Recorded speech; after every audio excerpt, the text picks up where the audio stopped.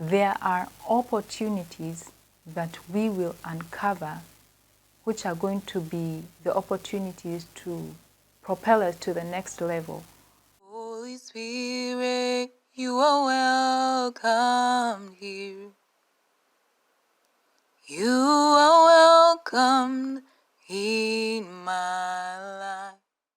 Hi guys, and welcome back to Pursuing Life More Abundantly. I hope that you are all doing well. Thank you so much for joining me once again. So last week we started on identifying some of the instructors that we may encounter on our path to our destiny. And we're looking at the life of Joseph and his path to his destiny. So far we have three types of instructors that we may encounter. And our first instructors are those people that God has already placed in our lives who have a place of honor in our lives. And our first example of those kind of people are our parents. Our second instructor is a stranger, somebody who you encounter once, somebody who is just passing by in your life. But they are also there to instruct us on our path to our destiny. And on our third instructor, and the instructor we concluded on, is the instructor who is not so obvious to us. They are an instructor because they instruct us to leave a place or to leave a people.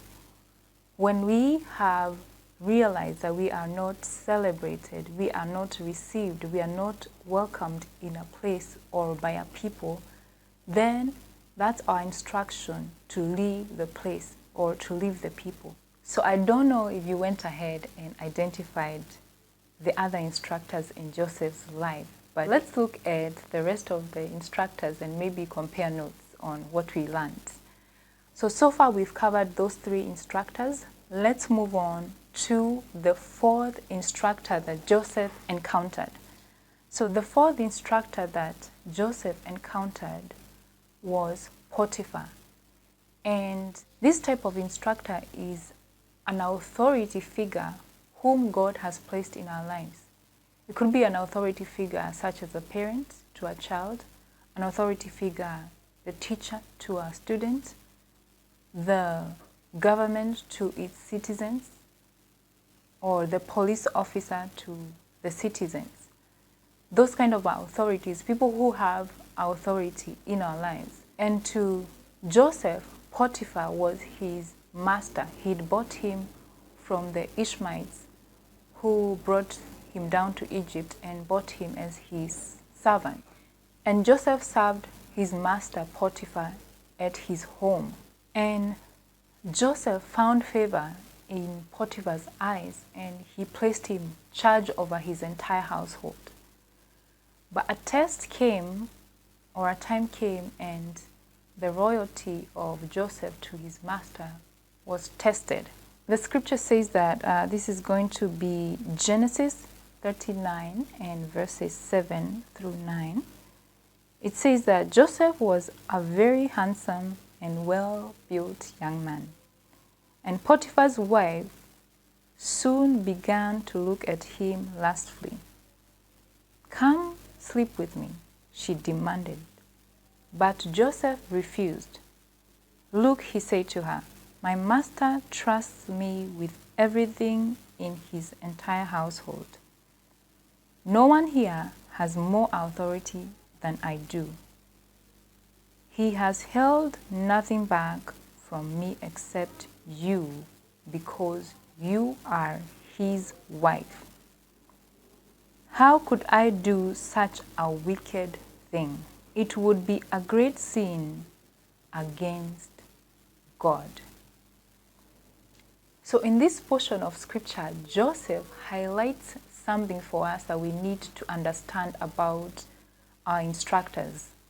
We need to understand that those that instruct us are not just carrying an instruction from them, but that instruction is from God.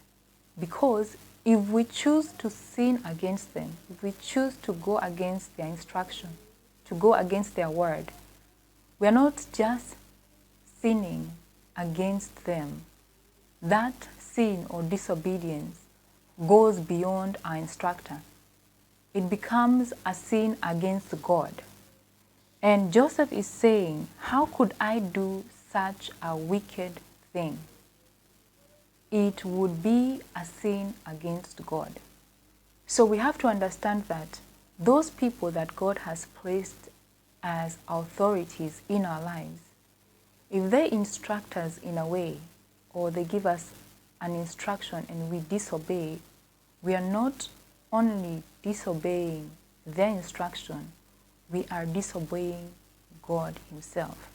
And it's not that, if Joseph had lied with Potiphar's wife, it wasn't going to be a sin against Potiphar, because when Potiphar finds out about it, he's very furious and he does something about it. He throws Joseph into prison. So it's not that sinning against our instructors is not going to be a sin against them, or disobeying our instructor is not going to hurt them or, discourage them from instructing us. It's just that that sin or that disobedience goes beyond our instructor.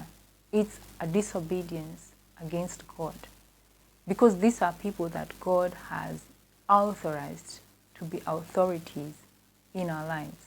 So in whatever circumstance we are in, there are people who have a higher authority over us.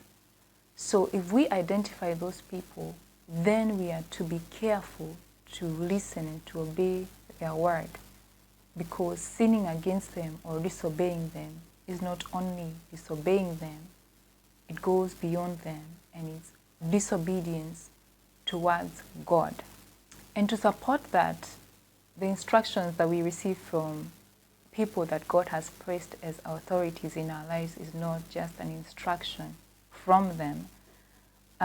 Let's look at Ephesians chapter 6 and verse 4. And this is what it says.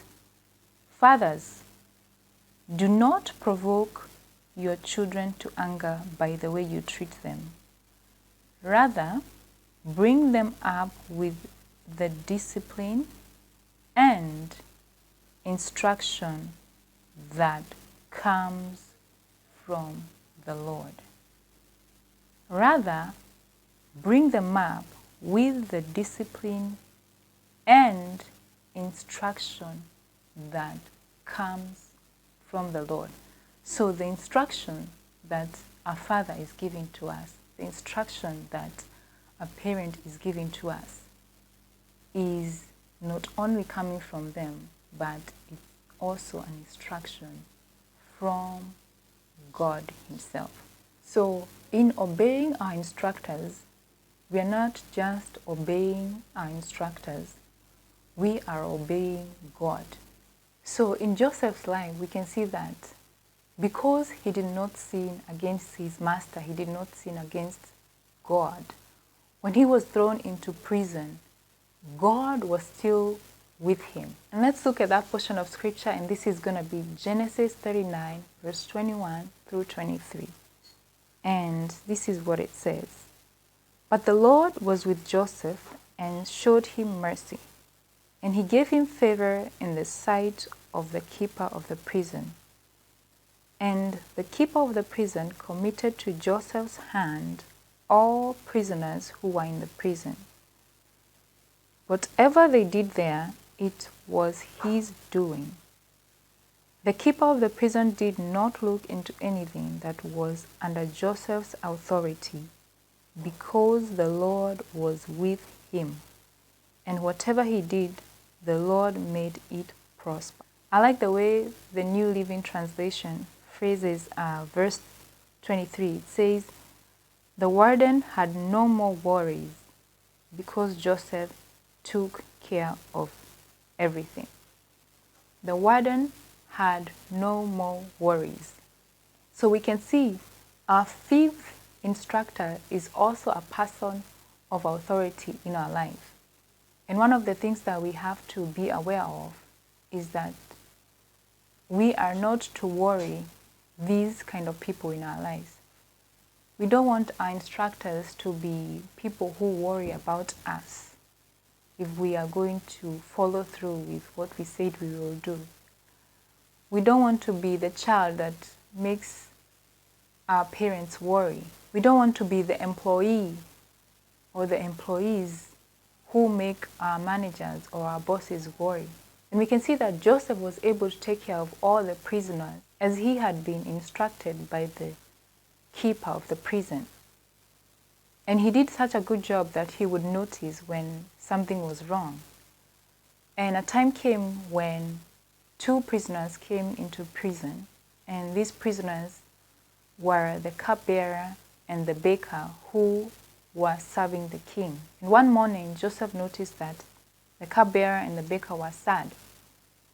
And he inquired to find out why they were sad. And he found out that they both had dreams and they didn't have an interpretation to the dream. And Joseph went ahead and interpreted the dreams for them. The cupbearer was to be restored in his place, and the baker was to be hanged. And Joseph was quick to acknowledge that because the cupbearer was going to be restored, that he was now in a position where he could help Joseph. And Joseph asked the cupbearer to remember him when he went before the king. The cupbearer didn't remember him until 2 years later when the king had a dream. So in Joseph doing or completing the work, he was able to uncover opportunities for him. He was able to uncover a small opportunity of interpreting the dream for the cupbearer and the baker, which in turn opened a new opportunity for him, a new and greater opportunity for him to interpret the dream for the king. So we can learn from Joseph and see that some of the hidden opportunities for us to move towards our destinies, or some of the hidden steps towards our destinies, are going to be uncovered as we complete a task, or it could be that last task that your instructor has given you to do will be the task that brings you to your destiny. So I hope that this information has been helpful to you guys. Thank you so much for your time. I hope that you will have a great week ahead. Bye.